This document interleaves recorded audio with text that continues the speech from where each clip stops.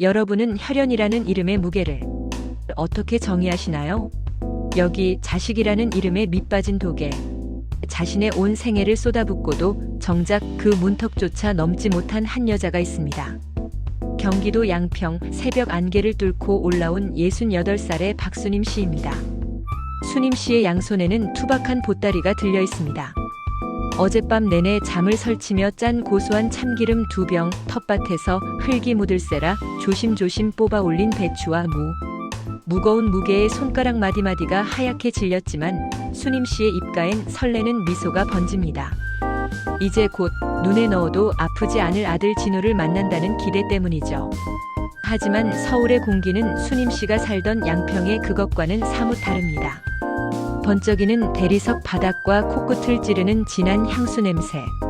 수님 씨의 낡은 운동화와 흙 묻은 보따리는 이곳에서 마치 이물질처럼 취급받습니다. 경비원의 의심스러운 시선을 뒤로하고 겨우 도착한 아들의 집 앞. 도어록의 기계음이 오늘따라 날카롭게 들리네요. 아니, 어머니. 연락도 없이 이 시간에 웬일이세요? 어유, 혜진아. 진호 퇴근할 때 맞춰서 좀 챙겨왔다.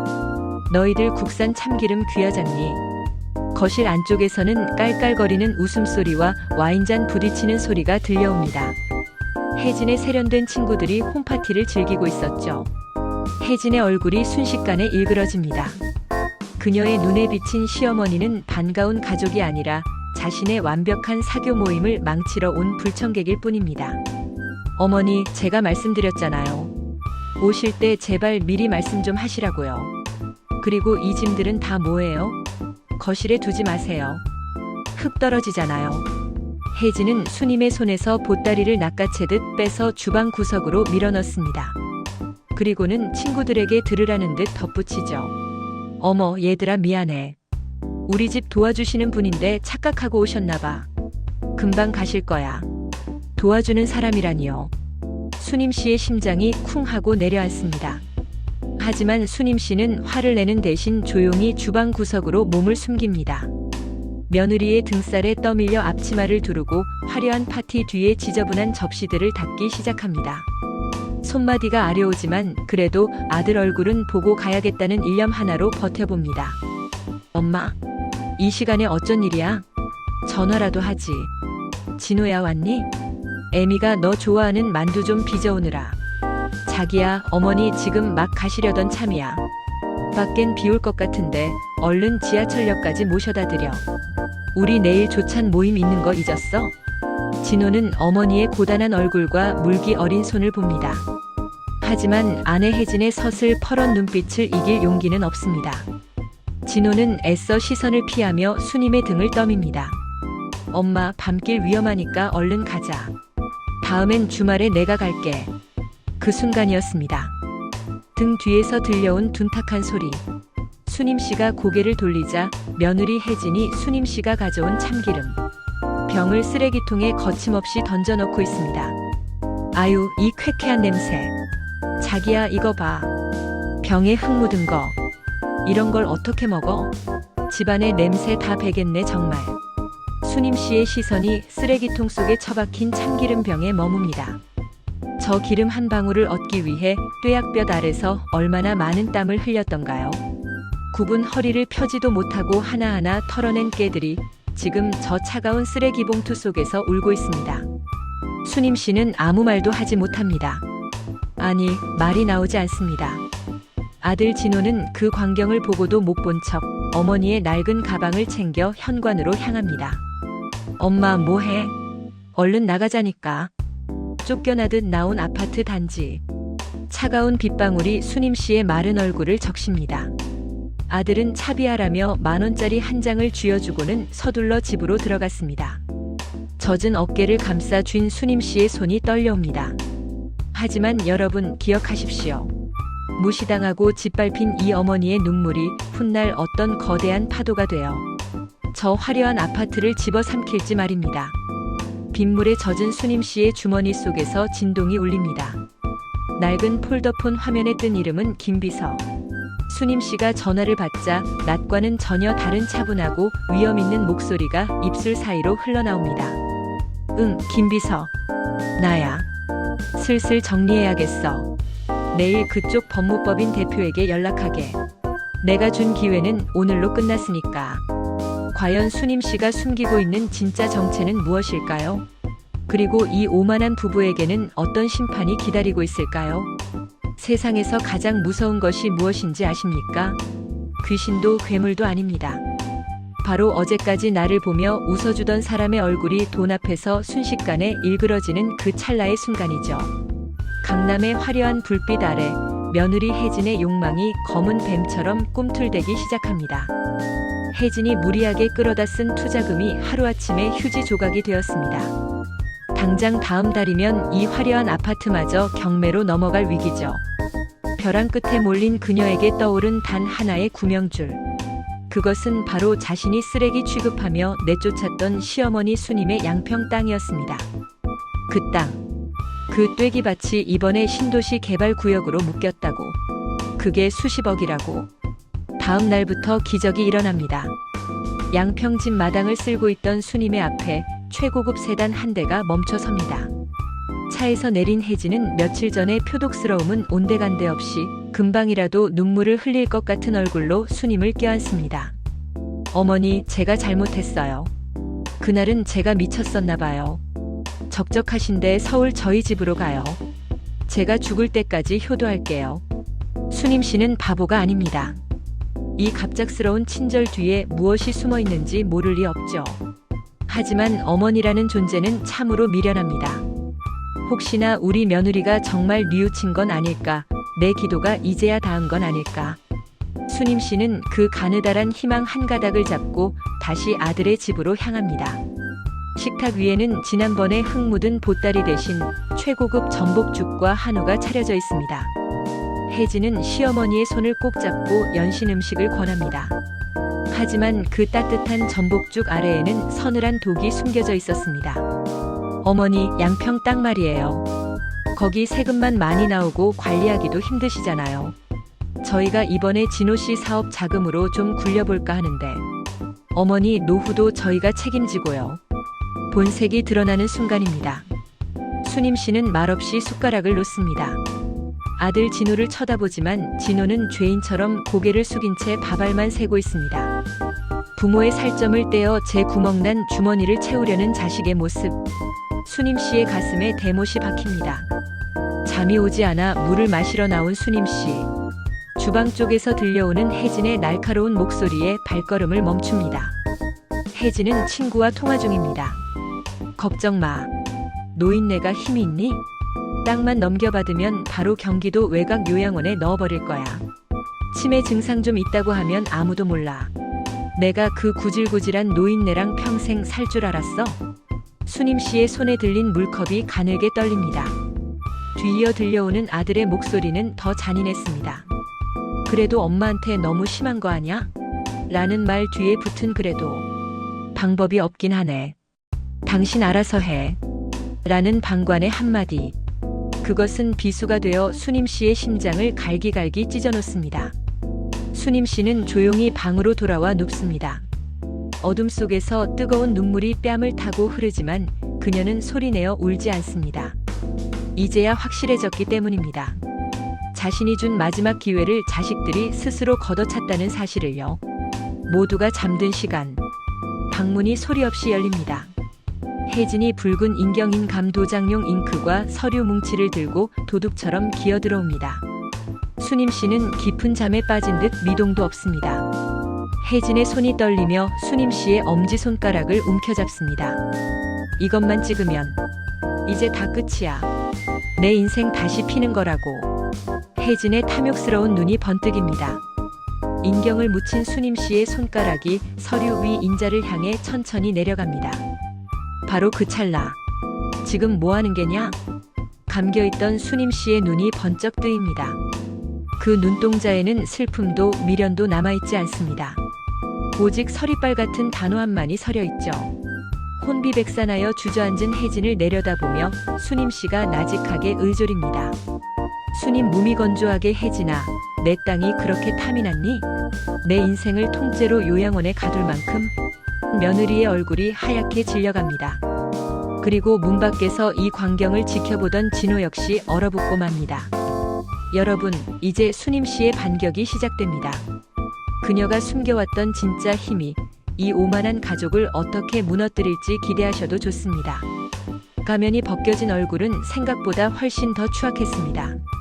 며칠간의 가짜 효도도 달콤했던 전복죽도 모두 독이 든 미끼였음을 깨닫는 순간 수님 씨의 가슴 속에는 평생을 지탱해온 가족이라는 기둥이 뿌리째 뽑혀나갔습니다. 지장을 찍으려던 계획이 수포로 돌아가자 혜진은 더 이상 연극을 할 필요를 느끼지 못합니다. 아니, 오히려 자신이 피해자라도 된 양악을 쓰기 시작하죠. 그 눈에는 시어머니에 대한 최소한의 예의조차 남아있지 않습니다. 어머니, 당신이 뭔데 내 인생을 망쳐요. 그 땅 어차피 죽으면 가져갈 것도 아니면서 왜 그렇게 움켜쥐고 있는데? 우리가 망해야 속이 시원해요? 혜진아, 내가 어떻게 나한테 요양원 소리를. 내가 널 어떻게 대했는데?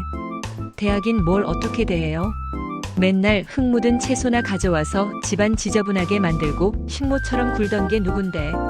해준 게 없으면 돈이라도 내놓으라고요. 혜진은 미친 듯이 수님의 방으로 들어가 낡은 보따리와 가방을 복도로 던져버립니다.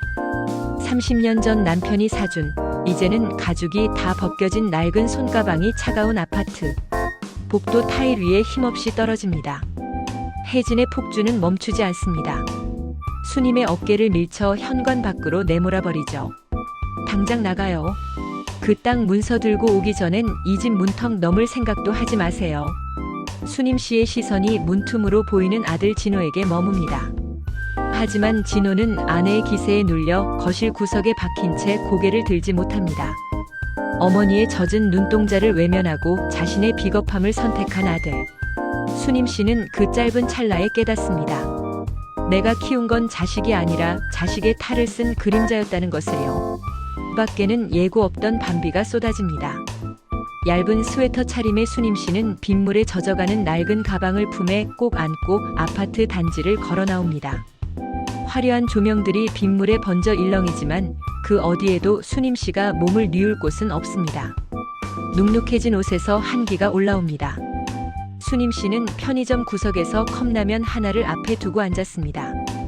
뜨거운 김이 올라오지만 목이 메어 면발 하나 삼키기가 힘이 듭니다. 평생을 자식 뒷바라지에 바치고 돌아온 대가가 빗속의 컵라면이라니. 참으로 기구한 팔자입니다. 수님 씨가 품에 안고 있던 낡은 가방을 엽니다. 비에 젖지 않게 비닐로 겹겹이 쌓인 작은 수첩 하나가 나옵니다. 낡은 볼펜으로 삐뚤삐뚤하게 적힌 메모들. 하지만 그 내용은 결코 투박하지 않습니다. 압구정 빌딩 임대 현황, 한남동 부지 매입건, 자식들에게 줄 마지막 테스트. 통과 시 전 재산 증여, 실패 시 전액 사회 환원. 수첩의 뒷장에는 수백억 대의 자산. 관리 내역과 법인 인감들이 빼곡히 기록되어 있습니다. 사람들은 수님 씨가 그저 시골에서 농사나 짓는 노인인 줄 알았겠지요. 하지만 그녀는 자산가였던 남편의 유산을 수십 배로 불려온 베일에 쌓인 양평의 거상이었습니다. 자식들의 진심을 확인하기 위해 허름한 옷을 입고 그들의 문을 두드렸던 것이죠. 수님 씨의 눈에서 마침내 눈물이 멈춥니다. 슬픔이 지나간 자리에는 서리빨 같은 결단이 들어섭니다. 그녀는 떨리는 손으로 폴더폰을 열어 단축번호 1번을 누릅니다. 나다. 지금 아크로 단지 앞으로 차보내게. 그래. 이제 내 자리로 돌아가야겠어. 전화를 끄는 수님 씨가 컵라면 용기를 차분히 정리하고 일어섭니다. 편의점 유리창 너머로 검은색 대형 세단 3대가 빗줄기를 가르며 미끄러지듯 들어옵니다. 우산을 든 정장 차림의 남성들이 차에서 내려 수님 씨를 향해 허리를 숙입니다. 회장님, 오래 기다리게 해드려 죄송합니다. 모시겠습니다. 뒷좌석에 올라탄 수님 씨의 눈빛은 더 이상 비에 젖은 노인이 아닙니다. 모든 것을 꿰뚫어보는 포식자의 눈빛이죠. 그녀는 창밖으로 멀어지는 아들의 아파트를 차갑게 응시하며 혼잣말을 남깁니다. 혜진아, 진호야. 너희가 그토록 원하던 내 땅. 이제 내가 어떻게 쓰는지 똑똑히 지켜보거라. 빗속에서 시작된 어머니의 반격. 다음 날 며느리 혜진은 상상조차 못했던 거대한 재앙을 마주하게 됩니다. 그녀의 목줄을 죄어오는 보이지 않는 손의 정체는 무엇일까요? 공든 탑이 무너지는 소리를 들어보셨나요? 혜진에게 그 소리는 아주 잔인하게 찾아왔습니다. 빛 독촉에 시달리며 벼랑 끝까지 밀려난 그녀에게 남은 마지막 희망은 단 하나. 업계의 큰손이라 불리는 JS 홀딩스의 회장을 만나 투자를 따내는 것뿐이었습니다. 혜진은 오늘을 위해 가장 비싼 옷을 걸치고 가장 화려한 화장을 했습니다. 며칠 전 빗속으로 내쫓은 시어머니의 눈물 따위는 이미 안중에도 없죠. 오로지 이 미팅만 성공하면 다시 강남의 사모님으로 복귀할 수 있다는 헛된 꿈에 부풀어 있습니다. 거대한 통창 너머로 서울 시내가 한눈에 내려다 보이는 집무실. 역광 때문에 실루엣만 보이는 한 여성이 우아하게 소파에 앉아 있습니다. 혜진은 숨을 가다듬고 비굴할 정도로 허리를 굽히며 다가갑니다. 회장님, 귀한 시간 내주셔서 정말 감사합니다. JS 홀딩스의 명성은 익히 들었습니다. 저희 사업 기획안을 한 번만 검토해 주신다면 상대는 말이 없습니다. 그저 천천히 찻잔을 내려놓고 고개를 돌릴 뿐이죠. 그리고 마침내 드러난 얼굴. 혜진의 표정이 서서히 경악으로 물들어갑니다. 단정하게 올린 머리, 고급스러운 실크 정장, 그리고 범접할 수 없는 기품. 그곳에는 자신이 구질구질하다며 내쫓았던 시어머니 박수님이 앉아 있었습니다. 어머니? 어머니가 왜 여기? 아니, 회장님? 이게 어떻게 된? 앉거라. 여긴 내 사무실이니 예의를 갖춰야지. 혜진의 다리가 힘없이 풀리며 바닥에 주저앉습니다. 현실 부정의 단계가 지나가고 공포가 엄습합니다. 자신이 무슨 짓을 저질렀는지, 누구의 손을 뿌리쳤는지 이제야 깨달은 것이죠. 혜진은 무릎을 꿇고 수님의 구두 끝을 붙잡으려 합니다. 어머니, 제가 잘못했어요. 제가 제정신이 아니었어요.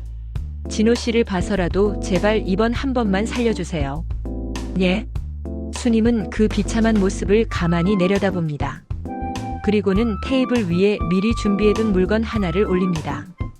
그것은 다름 아닌 혜진이 쓰레기통에 처박았던 바로 그 흙 묻은 참기름 병이었습니다.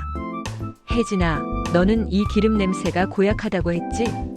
이건 내 30년 세월이 담긴 냄새고 내 진심이 담긴 향기였다.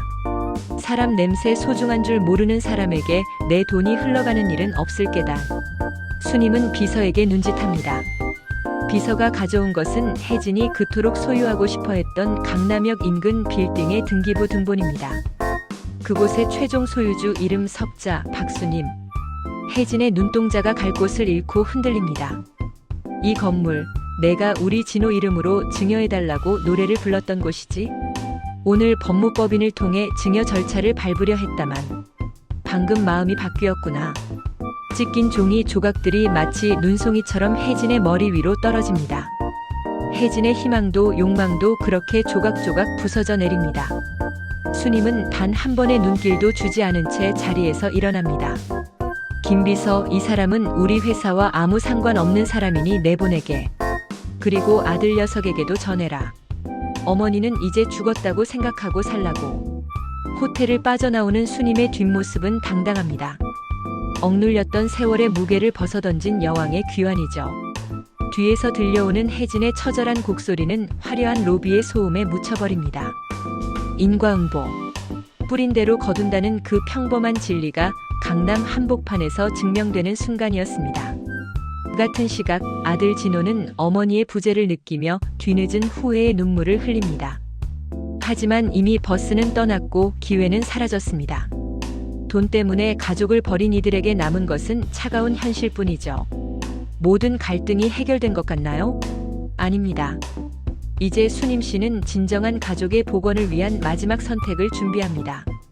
빈털터리가 된 아들과 며느리에게 수님 씨가 내미는 마지막 패는 무엇일까요? 모든 욕망이 한바탕 휩쓸고 지나간 자리에 무엇이 남을까요? 화려한 강남의 야경도 수백억 대의 자산도 결국 사람의 온기 없이는 그저 차가운 껍데기일 뿐입니다. 계절은 어김없이 바뀌어 양평에 묻은 흙 밑에서도 파릇한 새싹이 고개를 내밀기 시작했습니다. 혜진과 진호는 모든 것을 잃었습니다. 살던 집은 경매로 넘어갔고 손에 쥐고 있던 허영의 조각들도 모조리 흩어졌죠. 혜진은 이제 명품 백 대신 마트 전단지를 뒤지며 눈물 짓는 일상에 갇혔습니다. 하지만 변화는 아들 진호에게서 시작되었습니다. 어머니의 뒷모습을 방관했던 대가는 혹독했습니다. 진호는 새벽 인력시장에 나가 막노동을 시작했습니다. 거친 장갑을 끼고 벽돌을 나르며 그는 비로소 깨닫습니다. 어머니가 자신을 대학에 보내고 장가 보내기 위해 얼마나 많은 벽돌을 가슴에 쌓아 올렸을지를요. 굽은 허리로 땅을 일구던 어머니의 정직한 노동이 얼마나 위대했는지를 말입니다. 같은 시각 수님 씨는 자신의 부를 사회에 환원하기 위한 보따리 재단 설립을 마쳤습니다. 그녀의 곁에는 돈을 보고 달려드는 불나방 같은 사람들이 아닙니다. 투박한 손으로 직접 담근 된장을 건네는 고향 이웃들이 함께하죠. 수님 씨는 다시 평범한 시골 할머니의 옷으로 갈아입었습니다. 하지만 그 눈빛만은 세상 그 어떤 보석보다 단단하게 빛납니다. 몇 달 만일까요? 대문 너머로 쭈뼛거리는 그림자 하나가 비칩니다. 흙먼지 가득한 작업복 차림의 진호입니다. 그는 차마 방 안으로 들어가지 못하고 마당 한 구석에 서서 어머니를 바라봅니다. 수님 씨는 아무 말 없이 대야에 따뜻한 물을 받아옵니다. 서 있지 말고 여기 앉거라. 발이 퉁퉁 부었구나. 엄마, 제가 정말 죽을 죄를 지었어요. 돈밖에 모르는 놈이 돼서 엄마 마음을 갈기갈기 찢어놓고. 저 정말. 아들은 어머니의 무릎 앞에 엎드려 통곡합니다. 거친 손으로 어머니의 굳은 살 박인 발을 씻기며 참회의 눈물을 쏟아냅니다. 며느리 혜진에게는 여전히 엄격한 거리를 두었지만 자신이 낳은 자식의 참회 앞에서 수님 씨는 그저 한 사람의 어머니로 돌아갑니다. 진호야, 발을 씻는 건 과거를 씻는 거다. 이제 내 손으로 직접 땀 흘려번 돈으로 가족을 지켜라. 그것만이 내가 나에게 할 수 있는 유일한 보답이다. 용서는 쉽지 않았지만 수님 씨는 아들에게 기회라는 마지막 유산을 남겼습니다. 물론 그것은 예전처럼 무조건적인 베풀미 아닙니다. 스스로 일어선 자만이 누릴 수 있는 고귀한 자립의 기회였죠. 멀리서 찾아온 어린 손주가 수님 씨의 품에 안깁니다. 손주는 할머니의 목에 걸린 낡은 옷반지를 만지며 묻습니다. 할머니, 이거 비싼 보석이에요? 수님 씨는 인자하게 웃으며 아이의 머리를 쓰다듬습니다. 아니란다. 진짜 보석은 이런 반지가 아니라 내 마음속에 남몰래 숨겨두는 거란다. 남들이 보지 않아도 정직하게 마음을 닦다 보면 어느 날 내 살 전체가 보석처럼 빛나게 될 거야. 여러분, 우리도 한때는 누군가의 자식이었고 이제는 누군가의 부모가 되었습니다. 우리는 무엇을 보물이라 믿으며 살고 있나요?